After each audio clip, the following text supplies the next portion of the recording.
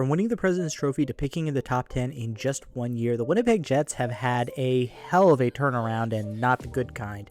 The team last year was old and injured and showing a lot of warts that were kind of covered up the previous few years by elite goaltending and defense. But now with a roster that's seemingly on the decline, what moves do the Winnipeg Jets need to make this offseason if they want to make the most out of their still open, in my opinion, window?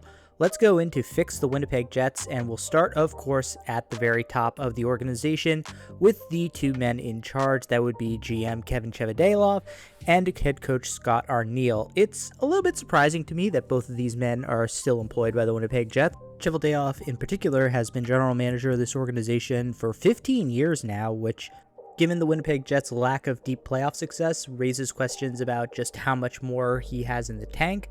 While Scott Arniel is heading into his third year as Jets head coach and is just a year removed from coaching them to the President's Trophy, their best season in franchise history, and even last year they were still a record-wise 500 team. I do understand the reluctance for the Jets to move on from both of these men, in particular Arniel, who's only been here for a few years. Chevy, on the other hand, I do wonder whether you could maybe do the fire him by promoting him to president of hockey operations and bring up somebody a little bit younger who can take over the GM duties. But frankly, when you look at the roster, particularly how the Jets ended last season, it's understandable why they would keep both these men around. The Jets have a pretty solid roster, albeit one that suffered a lot of injuries last year, including to guys like Neil Pionk, Alex Iafallo, Vlad Nemestikov, Justin Barron, Elias Salomonson, and Gus Nyquist. Those injuries did give some younger players like Brad Lambert and Brandon Yeager some more experience in the NHL, while they also moved off of some guys last year at the deadline like Logan Stanley, getting back a few assets. Now, the Winnipeg Jets prospect pool is not terrible. They don't have any high-end prospects, but they do have some guys who could potentially make the jump into full-time NHLers. Mainly, I'm looking at Salomonson, but there are also guys like Yeager, Lambert, and Isaac Rosen who could all find roles in the bottom or middle six next year.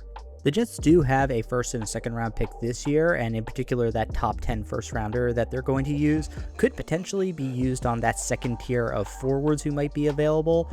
And I'm looking at guys like Viggo Bjork or Lawrence Tynan who could still be available at pick number 8. I don't know that either of those guys would slot into your top 6 immediately, but they could vie for a roster spot, or at the very least, they'll be a couple of years away from potentially being impact players in your top or middle 6. But unfortunately, the Jets are not going to have a ton of wiggle room to improve their roster from what they had last year. They only have about $21 million in salary cap space, and based on the projected extensions from AFP Analytics, they're probably only going to have around $9 million to play with if they re-sign everybody. I'm not including Jonathan Toews here because it's been reported he's retiring, but I do see them bringing back Eric Comrie as their backup goaltender, Gus Nyquist as middle 6 depth, and then re-signing all of their young guys if they can. Now, the one guy who actually sticks out is the one who's going to be demanding the most money, and that's Cole Perfetti. In a long-term extension, he's projected to get over $6 million a year, and that's something I think that the Winnipeg Jets need to pause and ask themselves about, because although Perfetti is still very young at age 24, he's only eclipsed 35 points once, and that was in their President's Trophy winning season when he hit 50. He's never eclipsed 20 goals in a year, and basically he's never put up production that would warrant him slotting into a second-line role. But that's basically where he would have to slot in if you're giving him around $6 million a year. You're not going to have really any room to sign another top 6 winger. So you're either gambling that he's going to be a top 6er and you're going to be able to find another center to help him, or, and this would be an interesting proposition, you could use him and some of those assets that you have. You could use him as a piece in a trade to land potentially a second line center or winger. Because when you look at how the Winnipeg Jets players will slot into a roster next year and the pieces that they have, they are incredibly well set on defense. They have Josh Morrissey, who's a legitimate number 1 guy, and then a few guys who I think don't get enough respect as being legitimate top 4 players in Pionk, Sandberg, and Dylan DeMello.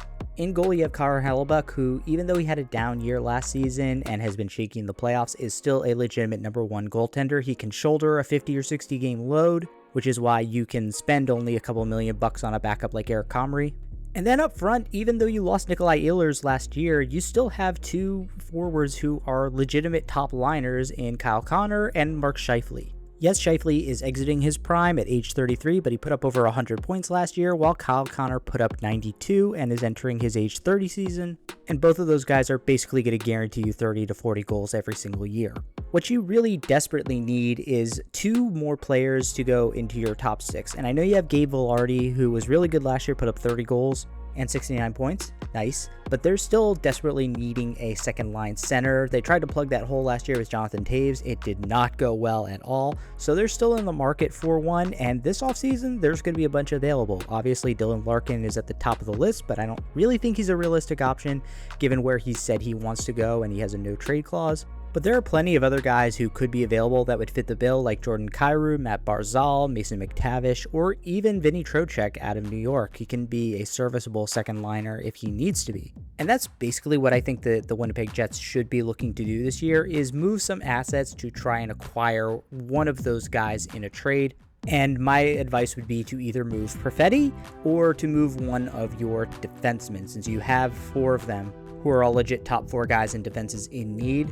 See if you can make a move to a team like the Ducks. Give them some defensive help and get back a guy that they're kind of moving out, and Mason McTavish. You could easily build a swap around McTavish and DeMello, and then you might have to throw in a couple of picks or so. I would not be looking to move off of that number 9 overall pick unless you're getting back an extremely good young second line center, because in my mind you need to use that number 9 pick to shore up your prospect core. And speaking of which, as your top 10 pick, I would always advocate going best player available on your board. But if you have them graded kind of close, I would lean towards the guys like Viggo Bjork, Lawrence Tynan, or Ethan Belchets. I think all of those guys are going to be legit top sixers in the future. And in my opinion, you need a lot more skill up front. Guys like Yeager and Rosen and Lambert haven't shown that they're going to be anything more than middle sixers at best. And defensively, if you do move off of a guy like, let's say, Dylan DeMello, you have Salomonsson who can step into a role this year, and then you have some other younger defensemen like Boumediene, who you drafted last year, Ville Heinola, or even the placed keepers of Hayden Fleury or Luke Shen that can just kind of step in and plug the gap in the bottom pairing. In short, I think that the Winnipeg Jets are probably still going to be fine next year as long as they don't get crushed by the injury bug. Yeah, I know that they're in an incredibly tough division and they do need to make some moves to shore up their lineup, but I'm inclined to believe that they're going to be a lot closer to their 2025 form than they are their 2026 form. It's going to come down to a rebound year from Hellebuck, sure, and whether they can finally get a guy who can replace the production they lost in Ehlers, but I'm very interested to see how good the Winnipeg Jets can be come next year.